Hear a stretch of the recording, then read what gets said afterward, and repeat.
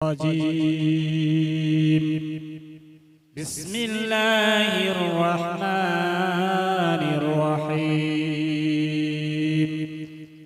فادخلي في عبادي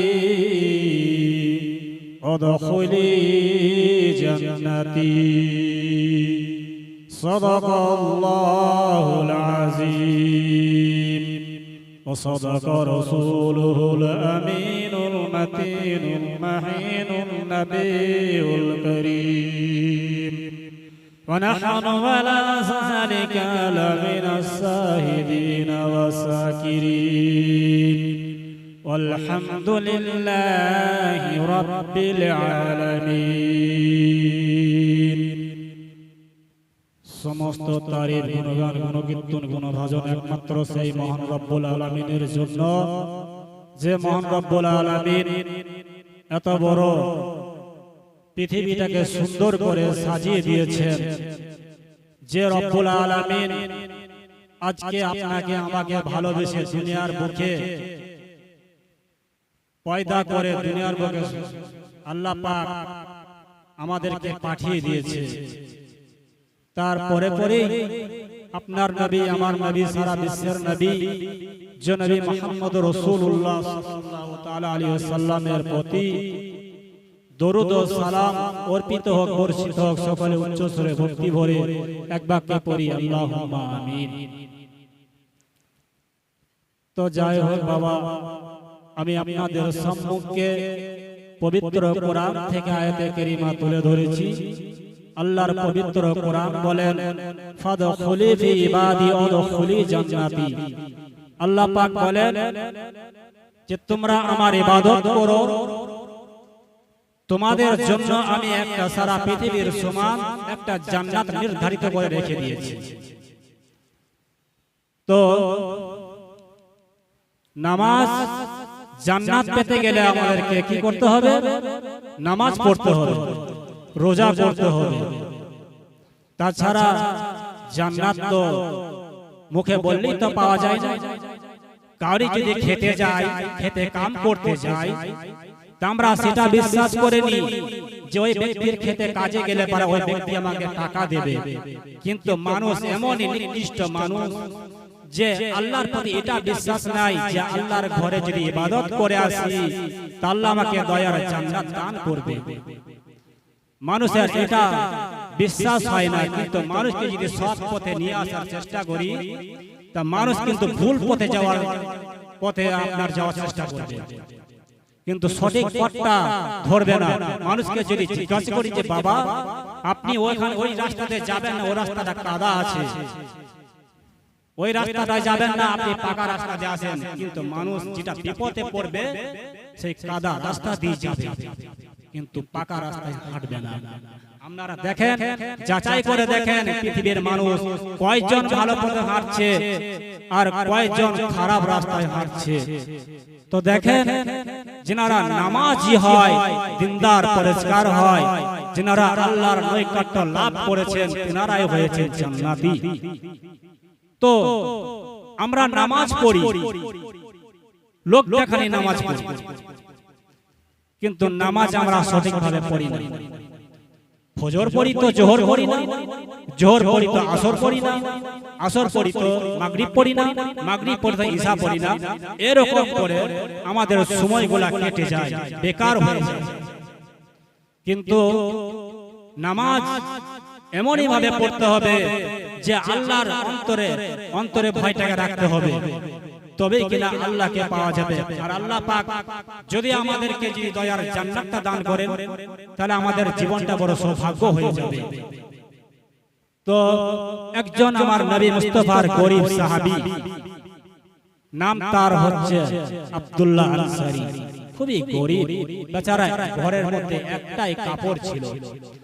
তো আমার নবী মুস্তাফা সাল্লাল্লাহু আলাইহি সাল্লাম সাহাবায়ে কিরামদেরকে ডেকে বলল, ওগো আমার সাহাবারা, তোমাদেরকে আমি একটা কথা জিজ্ঞাসা করব, একটা কথা নিয়ে আলোচনা করব। তো নবী আমার বললেন, হে আমার সাহাবারা, তোমরা নামাজ পড়ো, আজ থেকে নামাজ ছেড়ো না। কারণ নবী মুস্তাফা হাদিস শরীফে বলে দিয়েছেন যে নামাজ হচ্ছে জান্নাতের চাবি। আর নামাজ পড়লে আর দুনিয়াতে যদি নামাজ না পড়ি, ডাইরেক্ট যদি বলে আল্লাহ তোমাকে জান্নাত দাও, তা দেবে জান্নাতে। কারণ আল্লাহ বলবে তুমি তো দুনিয়াতে চাবিটা ফেলে এসেছো, চাবিটা দুনিয়াতে ফেলে এসেছো, চাবি নিয়ে এসেছো, তুমি দরজা খুলবে কেমনে করে? এমন সময় আব্দুল্লাহ আনসারী রাদিয়াল্লাহু তাআলা আনহু উনি আপনার যেখানে আমার নবী মুস্তাফা বললেন নামাজ হলো জান্নাতের চাবি, তোমরা নামাজ পড়ো, আজ থেকে তোমরা নামাজ ছেড়ো না। আমার সময় হযরত আব্দুল্লাহ আনসারী টুক টুক টুক টুক করে বাড়ির দিকে রওনা দিয়েছে। বাবা বাড়ির দিকে এসে যখন বিবিকে বলছে, বিবি রে আজ থেকে আমরা নামাজ ছাড়ব না, রাসূল বলে দিয়েছে নামাজ হচ্ছে জান্নাতের চাবি। বিবি রে আমরা নামাজ জিন্দেগিতে কাজা করব না। ওই সময় বলেছিল বিবি সাহিবা বলেছিল, ওগো স্বামী আজ থেকে নামাজ পড়ব। ওগো স্বামী রাসূলুল্লাহ যখন বলে দিয়েছে আমরা নামাজ ছাড়ব না, নামাজ ছাড়ব না। তো যখন নামাজ, তখন মসজিদের মুয়াজ্জিন ছিল হযরত বেলাল হাবশী রাদিয়াল্লাহু তাআলা। উনি ফজরের আজান দিচ্ছে, as-সালাতু খায়রুম মিনান নাওম। আর ওই সময় হযরত আব্দুল্লাহ আনসারী প্রত্যেকটা ফজরের নামাজ কিন্তু পড়ে আসেন। একদিন গেল, 2 দিন গেল, 3 দিন গেল, বাবা 4 দিন গেল, 5 দিনের বেলায় সাহাবায়ে কিরামরা যখন যে আলোচনা করতে লাগলো, ইয়া রাসূলুল্লাহ ওই আব্দুল্লাহ আনসারী নামাজ পড়ে তো পড়ে, কিন্তু কেমন নামাজ পড়ে বুঝতে পারি না ইয়া রাসূলুল্লাহ। কিন্তু রাসূলুল্লাহ গো ওই আব্দুল্লাহ সালাম ফিরে আনোর পরে মুনাজাত করে না। ইয়া রাসূলুল্লাহ টুকটুক করে বাড়ির দিকে রওনা দিয়ে চলে যায়, কিন্তু বুঝতে পারি না ইয়া রাসূলুল্লাহ কিসের জন্য মুনাজাত করে না ইয়া রাসূলুল্লাহ। আমার নবী মুস্তাফা বললেন, গো আমার সাহাবারা তোমরা কি কথা আলোচনা করছো? কাউরি কথা কারি বিষয় যদি কিছু না জানার পর পর্যন্ত তার কাছে কোনো কথা সমালোচনা করবে না। আমার রাসূল বলে দিয়েছে কাউরি কথা তোমরা সমালোচনা করবে না। কিন্তু তোমরা কেমন কথা বলছো যে আব্দুল্লাহ আনসারী কেমন নামাজ পড়ে বুঝতে পারি না, কিন্তু তোমরা চুপ থাকো। আমি নবী মুস্তাফা আব্দুল্লাহ আনসারীর কাছে আমি নিজে গিয়ে জেনে আসব। আমার নবী মুস্তাফা বললেন আমি নিজে গিয়ে জেনে আসব যে আব্দুল্লাহ আনসারী কেন আমার পিছনে নামাজ পড়ে কিন্তু দোয়া কেন করে না। আমার নবী মুস্তাফা চলে গেলেন আব্দুল্লাহ আনসারী রাদিয়াল্লাহু তাআলা আনহুর বাড়িতে গিয়ে সালাম দিয়েছে, আসসালামু আলাইকুম। হে আব্দুল্লাহ আনসারী 2 বার সালাম দিলেন, 3 বার সালাম দিলেন, কিন্তু সালামের জবাব পায় না। আব্দুল্লাহ আনসারী নবীজির সালাম শুনছেন আর চোখের পানিতে বুক ভাসিয়ে দিচ্ছে। ওগো রব্বুল আলামিন আমি এমন পরিস্থিতির মধ্যে রয়েছি গো রব্বুল আলামিন, কিন্তু আমার নবী আমার বাড়িতে এসে সালাম দেয়, কিন্তু আমি সালামের জবাবটুকু দিতে পারছি না গো রব্বুল আলামিন। ওগো রব্বুল আলামিন এখন আমি করি তো কি করি? ওই সময় আব্দুল্লাহ আনসারী বলেছিল, ওগো বিবি তুমি জলদি করে নামাজ শেষ করে দাও, আমার নবী মুস্তাফা আমাকে সালাম দেয়, কিন্তু এমন পরিস্থিতি থাকার কারণে আমার নবী মুস্তাফার সালামের জবাবটুকু দিতে পারি না। সালামের জবাব দিতে পারছে না, বেচারা এমন অবস্থায় আছে। ওই সময় কি করলেন? বিবি সুয়াইবা জলদি করে নামাজ খতম করে ওই কাপড়টাকে খুলে দিয়ে বিবি সুয়াইবা গর্তের মধ্যে ঢুকে গেলেন, আর ওই কাপড়টা পরিধান করে আব্দুল্লাহ আনসারী আমার নবী মুস্তাফার যখন দরজা খুলে দেখছে যে আমার নবী মুস্তাফা অনেক দূরে চলে গিয়েছে, রাস্তা অতিক্রম করে চলে গিয়েছে, তো যখন আব্দুল্লাহ আনসারী যখন পিছন পিছন যাচ্ছে মনে মনে ভাবছেন যে আমি যদি নবী মুস্তাফার পিছন থেকে সালামের জবাব দিই তাহলে বড় বেয়াদবি হয়ে যাবে। তো উনি কি করলেন, সম্মুখে গিয়া নবী মুস্তাফার সম্মুখে গিয়ে বলে ওয়া আলাইকুম আসসালাম ইয়া রাসূলুল্লাহ, লাব্বাইক ইয়া রাসূলুল্লাহ, আমি হাজির হয়েছি। আমার নবী মুস্তাফা বললেন, হে আব্দুল্লাহ আনসারী, আমি তোমার বাড়িতে গিয়ে সালাম দিলাম, একবার দুইবার তিনবার সালাম দিলাম, কিন্তু তোমার সালামের জবাব পেলাম না কেন? ওই সময় আব্দুল্লাহ আনসারী বলেছিল, ইয়া রাসূলুল্লাহ, ইয়া হাবিবাল্লাহ, নবী গো, বেয়াদবি নেবেন না ইয়া রাসূলুল্লাহ, বেয়াদবি মাফ করে দেবেন ইয়া রাসূলুল্লাহ। আপনি যখন এমন সময় সালাম দিতেছিলেন, আমি এমন পরিস্থিতির মধ্যে ছিলাম, ইয়া রাসূলুল্লাহ, আমার বাড়িতে একখানাই কাপড়, ওই কাপড়টা পরিধান করে আমার বিবি নামাজ আদায় করতেছিল ইয়া রাসূলুল্লাহ। আমি যখন ওই গর্তের ভেতরে ছিলাম, উলঙ্গ অবস্থায় ছিলাম ইয়া রাসূলুল্লাহ, আপনি সালাম দিচ্ছেন, ওই পরিস্থিতির থাকার কারণে আমি সালামের জবাব দিতে পারছিলাম না ইয়া রাসূলুল্লাহ। এমন সময় আমার নবী মুস্তাফা জিজ্ঞাসা করলে, হে আব্দুল্লাহ আনসারী, বলো, তুমি আমার পিছনে নামাজ পড়ো ঠিক আছে, কিন্তু সালাম ফিরানোর পরে দোয়া কেন করো না? আমার নবী মুস্তাফা বলে, হে আব্দুল্লাহ আনসারী, আমার দোয়া কি তোমার পছন্দ হয় না? ওই সময় আব্দুল্লাহ আনসারী বলেছিল, ইয়া রাসূলুল্লাহ, আমার বাড়িতে একটাই মাত্র কাপড়, আমার বিবি ওই কাপড়টা পরিধান করে নামাজ পড়ে, আমার বিবি যখন কাপড়টা খুলে গর্তের ভিতরে ঢুকে থাকে, ওই কাপড়টা পরিধান করে আমি মসজিদে নববীতে নামাজ আদায় করে বাড়ি চলে যাই, কিন্তু এই জন্য আমি মুনাজাতে করতে সময় পাই না ইয়া রাসূলুল্লাহ। এমন সময় আমার নবী মুস্তাফা বলে, বলো বলো আব্দুল্লাহ, কি এমন ঘটনা, তুমি আমার পিছনে দোয়া করো না কেন?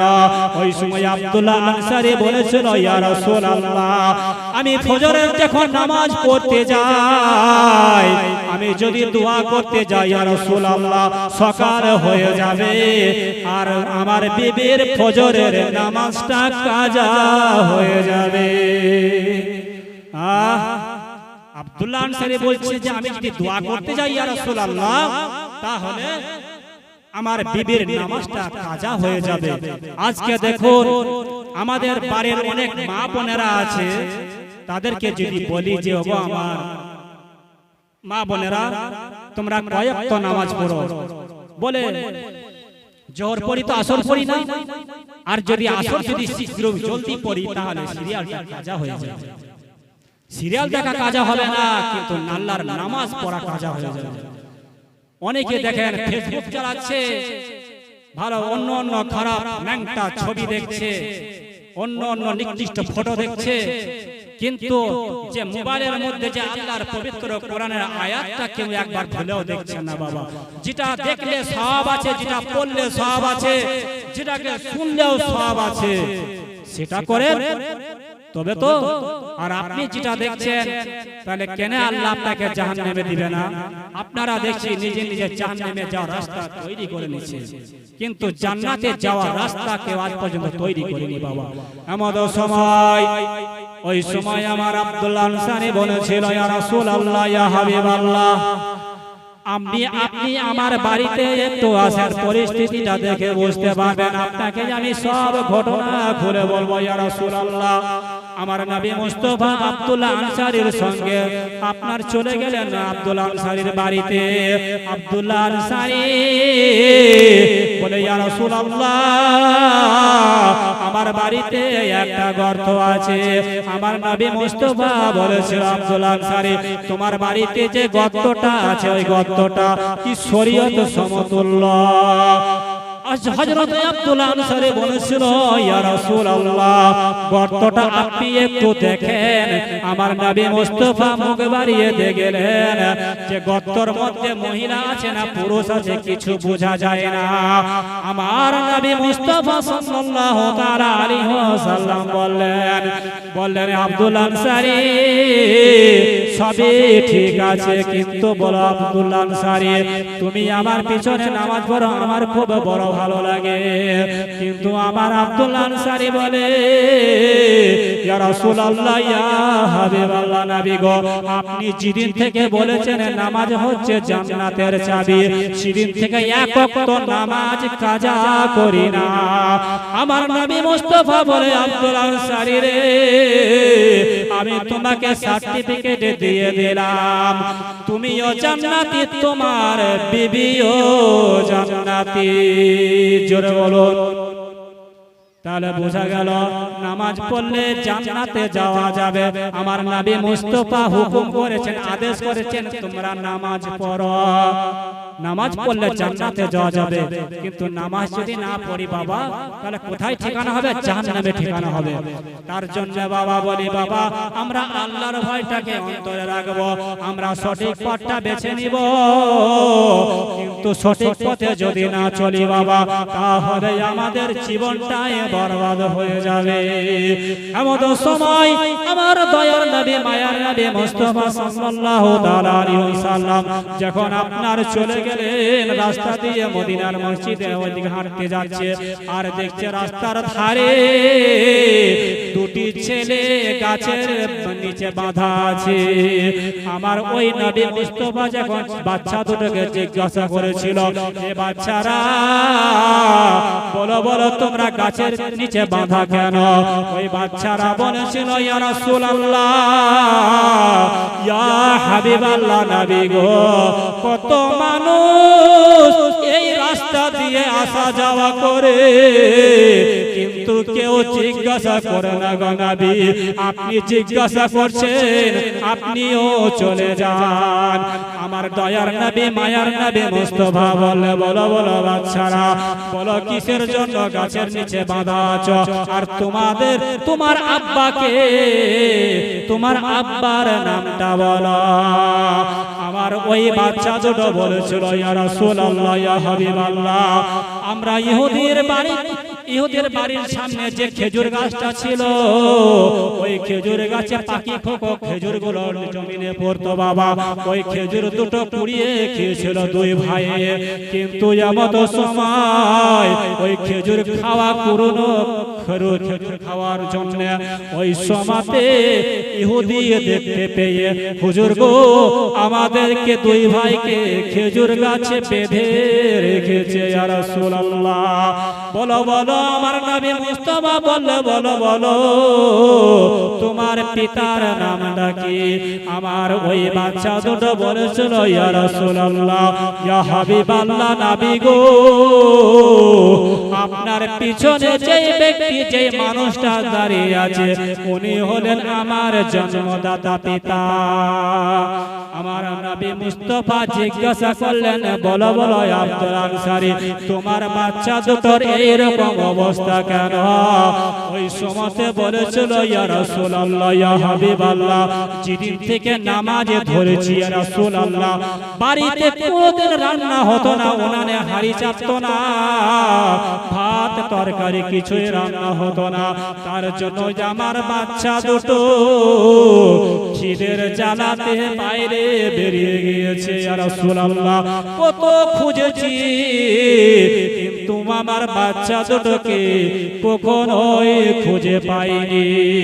বাচ্চা দুটোকে শুধু খুঁজেনি, চোখের পানিতে বুক ভাসিয়ে দিয়েছি, চোখের পানিতে বুক ভাসিয়ে দিয়েছি। ইয়া রাসূলুল্লাহ, এমন সময় আপনার এই দুঃখের কাহিনী শুনে আমার নবী মুস্তাফা সাল্লাল্লাহু তাআলা আলাইহি ওয়াসাল্লাম মদিনার মসজিদে নববীতে রওনা দিয়েছে। মনটা বড় খারাপ হয়ে আছে। আমার নবী মুস্তাফা কাঁদতে আরম্ভ করলেন। হযরত ওমর ফারুক রাদিয়াল্লাহু তাআলা আনহু এসে জিজ্ঞাসা করছেন, ইয়া রাসূলুল্লাহ, ইয়া হাবিবাল্লাহ, নবী গো, বলুন বলুন ইয়া রাসূলুল্লাহ, আপনাকে কেউ কিছু কথা বলে দুঃখ দিয়েছে, আপনাকে কেউ কিছু কথা বলে গালগালাজি করেছে, বলুন ইয়া রাসূলুল্লাহ, সেই ব্যক্তির মাথাটা কেটে আলাদা করে জমিনে ফেলে দিব। হযরত আবু বকর সিদ্দিক রাদিয়াল্লাহু তাআলা আনহু উনিও জিজ্ঞাসা করলেন, ইয়া রাসূলুল্লাহ, বলুন আপনি কিসের জন্য কান্না করেন, কিসের জন্য কান্না করেন, একটু বলুন ইয়া রাসূলুল্লাহ। কিন্তু আমার নবী মুস্তাফা কিছুই বলতে চায় না। হযরত আবু তালহা উনিও জিজ্ঞাসা করলেন, ইয়া রাসূলুল্লাহ, ইয়া হাবিবাল্লাহ, নবী গো, বলুন বলুন কিসের জন্য আপনি কান্না করেন, আপনাকে কেউ কিছু কথা বলেছে? আমার নবী মুস্তাফা বলে, তোমরা আমার চোখের পানি কেউ বন্ধ করতে পারবে না। হযরত উসমান গনি রাদিয়াল্লাহু তাআলা আনহু এসে বলে, ইয়া রাসূলুল্লাহ, বলুন বলুন ইয়া রাসূলুল্লাহ, কিসের জন্য কান্না করেন? আমার দয়ার নবী মায়ার নবী মুস্তাফা সাল্লাল্লাহু তাআলা আলাইহি ওয়াসাল্লাম বলেছিলেন, হে উসমান, একমাত্র তুমি আমার চোখের পানি বন্ধ করতে পারবে। হে উসমান, তুমি আমার একমাত্র চোখের পানি বন্ধ করতে পারবে। তো জয় হোক বাবাজি, আমার বক্তব্য এখান থেকে ইতি করছি। সময় সংকীর্ণ বুঝতেই পারছেন, আরো অনেক আলেম ওলামা আছে, যাদের জবান পাক জবান থেকে বক্তব্য শুনবেন, হাদিস কোরআনের কথা শুনবেন। আসসালামু আলাইকুম ওয়া রাহমাতুল্লাহি ওয়া বারাকাতুহু। সুবহানাল্লাহ।